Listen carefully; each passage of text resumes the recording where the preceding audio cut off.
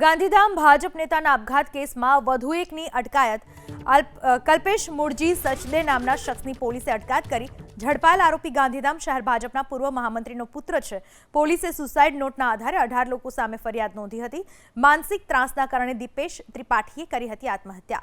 અગાઉ પ્રકાશ મોદી અને રોશની ભટ્ટની કરાઈ હતી અટકાયત. તો જે આરોપી ઝડપાયો તે ભાજપના પૂર્વ શહેર મંત્રીનો પુત્ર. ગાંધીધામ ભાજપ નેતાના આપઘાત કેસમાં વધારે એકની ધરપકડ થઈ. કલ્પેશ મૂળજી સચદે આ શખ્સની ધરપકડ કરવામાં આવી.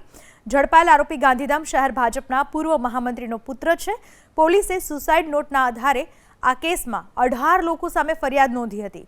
માનસિક ત્રાસના કારણે દીપેશ ત્રિપાઠીએ આત્મહત્યા કરી હતી અને અગાઉ પ્રકાશ મોદી અને રોશની ભટ્ટની પણ અટકાયત કરવામાં આવી હતી.